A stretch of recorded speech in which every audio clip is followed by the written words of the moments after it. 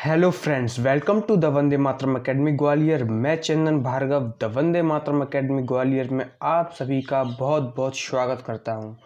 तो आज हम आपके लिए लाए हैं 8 मई 2021 की करेंट अफेयर, जिसमें हम डेली की तरह स्टैटिक जीके भी कवर करते हैं। तो आइए पहले प्रश्न के साथ हम स्टार्ट करते हैं। पहला क्वेश्चन है, हाल ही में BRO का 61वां स्थापना दिवस कब मनाया गया है? आपके ऑप्शन है 6 मई, 7 मई, 5 मई या इनमें से कोई नहीं। तो इसका जो राइट आंसर हो जाएगा वो क्या हो जाएगा? 7 मई। तो 7 मई 1960 को क्या होता है? BRO की स्थापना होती है। अब ये BRO है क्या, इसके बारे में हम जानेंगे। BRO की जो फुल फॉर्म होती है वो होती है बॉर्डर रोड ऑर्गेनाइजेशन। क्या? बॉर्डर रोड ऑर्गेनाइजेशन, जिसकी स्थापना 7 मई 1960 को हुई थी और 2021 में इसका 61वां स्थापना दिवस मनाया गया। इसका जो हेड क्वार्टर है वो दिल्ली में है। ठीक, तो ये और एक प्रश्न भी आता है कि जो BRO है वो किस मंत्रालय के अधीन आता है? तो यह रक्षा मंत्रालय यानी कि डिफेंस मिनिस्ट्रियल के अधीन आता है। देखिए, यह इसको हिंदी में सीमा सड़क संगठन भी कहते हैं, बॉर्डर रोड ऑर्गेनाइजेशन। इसके जो हेड हैं वो आपके सामने स्क्रीन पर आ रहे होंगे, जिनका नाम है राजीव चौधरी। कौन है? राजीव चौधरी। और यही है, और 61वां स्थापना दिवस मनाया गया। इसका हेडक्वार्टर कहाँ पर है? दिल्ली में है। यही आपको याद रखना है, मोस्ट इम्पोर्टेंट क्वेश्चन है। ये कल की तस्वीर है इनकी, देखिए। सेकंड प्रश्न है, हाल ही में किस राज्य सरकार ने कोरोना रोगियों के लिए आयुर्वेदिक टेलीमेडिसिन सुविधा की शुरुआत की है? अब ये आयुर्वेदिक टेलीमेडिसिन सुविधा है क्या? इसके अंतर्गत क्या होता है, कोरोना जो रोगियों हैं उनको ऑक्सीजन की सुविधा यानी कि सप्लाई उपलब्ध कराना ही इसका मुख्य काम है। तो ये किस राज्य सरकार ने की है? तो इसका आंसर हो जाएगा आपका ऑप्शन नंबर ए, हरियाणा। किसने की है? देखिए, हरियाणा ने की है। देखिए, ये जो डॉक्टर ये पेशेंट को क्या दे रहे हैं? ऑक्सीजन दे रहे हैं, इसी के अंतर्गत। अब इसके साथ हमको हरियाणा के बारे में भी जानकारी होना चाहिए। तो ये है आपके सामने मैप, देखिए हरियाणा की पोजीशन। ये जो लाल कलर का आपको दिख रहा है ये है हरियाणा, ये मैप में आपको दिखाया गया है। ठीक है, इसके उत्तर में पंजाब है, दक्षिण में राजस्थान और यूपी से भी टच हो रहा है, उत्तराखंड और पंजाब से भी ये टच है। ठीक है, तो ये क्या है? हरियाणा, जिसकी राजधानी क्या है? चंडीगढ़ है, और इसका सबसे बड़ा शहर है वो है फरीदाबाद। ठीक है, तो हरियाणा ने क्या किया है? हरियाणा ने कोविड-19 जो रोगी हैं उनके लिए आयुर्वेदिक टेलीमेडिसिन की सुविधा की शुरुआत की है। और हरियाणा के बारे में इसमें जो ज़िले हैं वो है 22, राजभाषा हिंदी और पंजाबी भी है। हरियाणा का जो गठन किया गया था वो 1 नवंबर 1966 को किया गया था। यहाँ पर जो राज्यपाल हैं ये मोस्ट इम्पोर्टेंट है, आपको हर राज्य के राज्यपाल और CM याद होना तो चाहिए ही। ठीक है, तो राज्यपाल हैं हरियाणा के सत्यदेव नारायण आर्य, मुख्यमंत्री हैं मनोहर लाल खट्टर जो कि BJP से हैं। यहाँ पर जो विधानसभा सीट है वो 90 हैं, और राज्यसभा सीट 5, और लोकसभा सीट कितनी है? 10 सीटें हैं। और पंजाब और हरियाणा उच्च न्यायालय हाईकोर्ट यहाँ पर काम करता है। ठीक है, तो नेक्स्ट प्रश्न है क्वेश्चन नंबर 3, हाल ही में भारत, फ्रांस और किस देश ने पहली त्रिपक्षीय वार्ता का आयोजन किया है? तो वो क्या है? ऑस्ट्रेलिया ने। ठीक है, तो इन तीनों देशों के बीच अभी त्रिपक्षीय वार्ता हुई है कोविड-19 को लेकर। ठीक है, तो केवल इसके बारे में यही याद रखना है। तो अच्छा, ऑस्ट्रेलिया के बारे में भी आपको पता होना चाहिए। जो ऑस्ट्रेलिया है इसकी राजधानी क्या है? कैनबेरा, और सबसे बड़ा शहर यहाँ पर है सिडनी। ठीक है, ये ऑस्ट्रेलिया के बारे में आपको पता होना चाहिए। और यहाँ एक भी ज्वालामुखी नहीं है। किस देश में एक भी ज्वालामुखी नहीं है? ऑस्ट्रेलिया महाद्वीप में एक भी ज्वालामुखी नहीं है।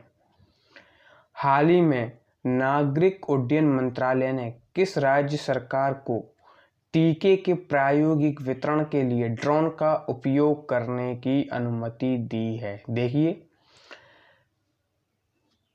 सरकार को टीका का मतलब टीका का क्या करना है, उनको प्रैक्टिकल मतलब वितरण करना है कि टीका हर क्षेत्र में कैसे पहुंचाया जाए। तो इसके लिए उन्होंने ड्रोन का यूज किया है, वो भी किस मंत्रालय के द्वारा? नागरिक उड्डयन मंत्रालय। तो सबसे पहले हमको पता होना चाहिए कि नागरिक उड्डयन मंत्री कौन है। तो उनका नाम है हरदीप सिंह पुरी। कौन? हरदीप सिंह पुरी। इन्होंने क्या किया है, किस राज्य सरकार को? इन्होंने तेलंगाना को टीके के प्रायोगिक वितरण के लिए ड्रोन का उपयोग करने की अनुमति दी गई है। यानी कि अब जो तेलंगाना है वो ड्रोन का इस्तेमाल करेगा टीके के वितरण के लिए। अच्छा, तो तेलंगाना के बारे में भी हमको जानकारी होना चाहिए। ये रहा आपका मैप में तेलंगाना। देखिए, जो रेड कलर का है ये है तेलंगाना। ये आंध्र प्रदेश से टच हो रहा है पश्चिम में, और पूर्व में कर्नाटक है, उत्तर में महाराष्ट्र और झारखंड है, और छत्तीसगढ़ है। ठीक, और यहाँ पर आपको तेलंगाना के बारे में राजधानी पता होना चाहिए, हैदराबाद। सबसे बड़ा शहर भी हैदराबाद है। और यहाँ जिले जो हैं वो कुल कितने हैं? 33 हैं। यहाँ की जो राजभाषा है वो है तेलुगु और उर्दू। अच्छा, इसका गठन कब किया गया था? इसका गठन आंध्र प्रदेश से अलग होकर 2 जून 2014 को किया गया था, तेलंगाना का गठन। ठीक है, यहाँ के जो राज्यपाल हैं वो हैं तमिलसाई सौंदरराजन। अच्छा, तमिलसाई सौंदरराजन के बारे में आपको एक चीज़ याद रखनी है, ये पुडुचेरी के भी उपराज्यपाल हैं। तेलंगाना के राज्यपाल तो ये हैं ही तमिलसाई, ये पुडुचेरी के भी कौन है? उपराज्यपाल हैं। अच्छा, तेलंगाना के जो सीएम है वो कौन है? के चंद्रशेखर राव। यहाँ विधान परिषद है। देखिए, विधान परिषद की जो सीटें हैं वो कितनी है? 46। विधानसभा की 119, राज्यसभा की 7 सीटें हैं, और लोकसभा की 17 सीटें हैं। यहाँ का जो उच्च न्यायालय है वो कहाँ पर है? हैदराबाद में है। ये आपको याद रखना है। ठीक है, इसके बाद नेक्स्ट प्रश्न के साथ हम आगे बढ़ते हैं। हाल ही में शेष नारायण सिंह का निधन हुआ है। वे कौन थे? ये एक वरिष्ठ पत्रकार थे। अभी हाल ही में इनका कोविड-19 की वजह से निधन हो गया है। ये सीधा ही क्वेश्चन आपके एग्जाम में पूछा जा सकता है। केवल आपको यही याद रखना है कि ये किससे संबंधित थे? पत्रकार से संबंधित थे, शेष नारायण सिंह। हाल ही में एन रंगास्वामी किस राज्य के नए सीएम बने हैं? तो ये प्रश्न जो है, ये प्रश्न मैं करा चुका हूँ शायद कल। तो एन रंगास्वामी जो है ये पुडुचेरी के नए सीएम बने हैं। ठीक है। अच्छा, एन रंगास्वामी के बारे में आपको ये भी आ सकता है कि ये एन रंगास्वामी मतलब किस पार्टी से संबंधित है? तो ये हैं बीजेपी से संबंधित हैं। ठीक है, और पुडुचेरी के बारे में भी आपको बता चुका हूँ। इनके जो उपराज्यपाल हैं वो कौन है? तमिलसाई सौंदरराजन। और पुडुचेरी क्या एक संघ शासित प्रदेश है। और ये जो एन रंगास्वामी है ये लगातार चौथी बार पुडुचेरी के सीएम बने हैं। अच्छा, आपका रिवीजन करा देता हूँ। अभी जो ममता बनर्जी बनी हुई है पश्चिम बंगाल में, वो तीसरी बार मुख्यमंत्री पद की शपथ ले चुकी हैं, और जबकि एन रंगास्वामी चौथी बार मुख्यमंत्री पद की शपथ ले चुके हैं पुडुचेरी के। ठीक है, पुडुचेरी के बारे में आपको सभी को पता होगा कि ये फ्रांसीसी उपनिवेश रहा है, और 1967 में इसको भारत राज्य का दर्जा मिल चुका था। यह आपका पुडुचेरी देखिए, लाल कलर में दिख रहा होगा। इसके बाद हमको पुडुचेरी के बारे में, इसका जिला, इसमें केवल 4 जिले आते हैं पुडुचेरी में। कौन कौन से? एक यनम, इसमें लिखा नहीं है, बता देता हूँ। एक यनम आता है, कारामल, माहे और पुडुचेरी। ठीक है, ये आपको याद रखना है। यहाँ प्रचलित भाषाएं फ्रांसीसी, तमिल और अंग्रेजी हैं। नेक्स्ट प्रश्न है, हाल ही में भारत उत्तराखंड में उत्पादित जैविक बाजरा को किस देश में निर्यात करेगा? जो उत्तराखंड में जो बाजरा उत्पादित होगा उसको भारत किस देश में भेजेगा? तो भारत भेजेगा डेनमार्क में। ठीक है, तो डेनमार्क के बारे में आपको पता होना चाहिए, एक यूरोपियन कंट्री है जिसकी राजधानी है कोपेनहेगन। क्या है? कोपेनहेगन। और देखिए यह उत्तराखंड का जो मैप में आपको दिख रहा होगा, यह उत्तराखंड। ठीक है, उत्तराखंड के बारे में भी आपको पता होना चाहिए, इसकी राजधानी देहरादून, सबसे बड़ा शहर भी देहरादून है। उसमें कुल जिले 13 हैं, राजभाषा हिंदी और संस्कृत है। अच्छा, इसका जो गठन किया गया था वो यूपी से अलग होकर 9 नवंबर 2000 को किया गया था। यहाँ की जो राज्यपाल है वो है बेबी रानी मौर्य और CM अभी यहाँ पर है नहीं। ठीक है, विधानमंडल एक सदनीय है, विधानसभा की 71 सीटें हैं, राज्यसभा की 3 और लोकसभा की 5 सीटें हैं। ठीक है, ये आपको पता होना चाहिए। ये है डेनमार्क। ठीक है, तो डेनमार्क में उत्तराखंड द्वारा बाजरा भेजा जाएगा। ठीक है, ये आपको पता होना चाहिए। यहाँ की रानी जो है वो कौन है? मार्ग्रेटा सेकंड है और प्रधानमंत्री आंद्रेस फाग रासमुसेन है। नेक्स्ट प्रश्न के साथ हम आगे बढ़ते हैं। हाल ही में किस राज्य की स्वास्थ्य बीमा योजना के तहत कोविड-19 को कवर किया जाएगा? ऑप्शन हरियाणा, गोवा, राजस्थान, इनमें से कोई नहीं। तो इसका आंसर हो जाएगा आपका ऑप्शन नंबर बी, गोवा।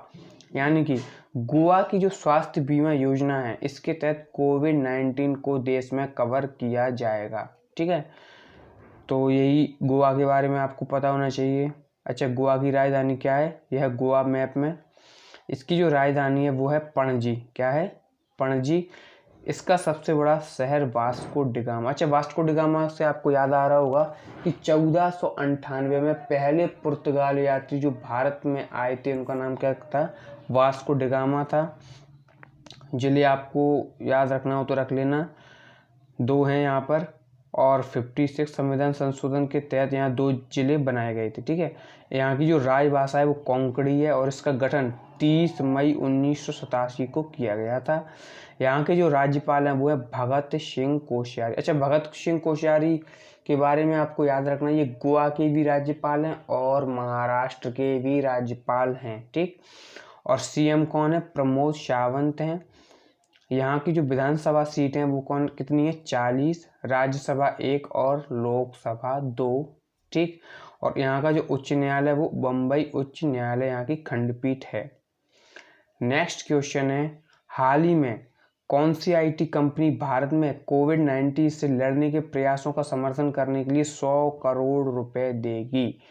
तो वो कौन सी कंपनी देगी? इन्फोसिस कंपनी देगी। अच्छा, इन्फोसिस 100 करोड़ रुपए देगी। ठीक है, तो इन्फोसिस के बारे में हमको पता होना चाहिए। इसकी जो स्थापना की गई थी वो की गई थी 2 जुलाई या कहीं कहीं 7 जुलाई 1981 दे रखा। आप केवल सन याद रखनी है, 1981 में इसकी स्थापना की गई थी। इसका जो हेड क्वार्टर है वो कहाँ पर है? बेंगलुरु में है। ये एक IT कंपनी है बहुत बड़ी। देखिए, ये है इन्फोसिस का हेड क्वार्टर जो कहाँ पर है? बेंगलुरु में है। अच्छा, इन्फोसिस के बारे में भी आपको कुछ पता होना चाहिए, जैसे कि इसकी स्थापना 2 जुलाई 1981 को की गई थी, हेडक्वार्टर बेंगलुरु। NR नारायण मूर्ति इसके संस्थापक हैं और सह संस्थापक हैं नंदन नीलेकणी। ठीक है, ये आपको याद रखना। और अभी इसके जो CEO हैं वो कौन है? सलिल पारेख हैं। हाल ही में ये प्रश्न कल का ही है, इसका आंसर आपको कमेंट बॉक्स में देना है। लास्ट क्वेश्चन है इस वीडियो का। हाल ही में MK स्टालिन किस राज्य के नए मुख्यमंत्री बने हैं? ये प्रश्न का उत्तर आपको कमेंट बॉक्स में देना है और ये भी बताना है कि ये कितनी बार मुख्यमंत्री पद की शपथ ले चुके हैं। तो इसका आंसर आप कमेंट बॉक्स में दे दीजिए। और आप बताइए आपको आज की वीडियो कैसी लगी, थोड़ा अलग मिला कि नहीं? तो आप कमेंट करके बताइए और जितना हो सके वीडियो को शेयर कीजिए और लाइक कीजिए। Thank you.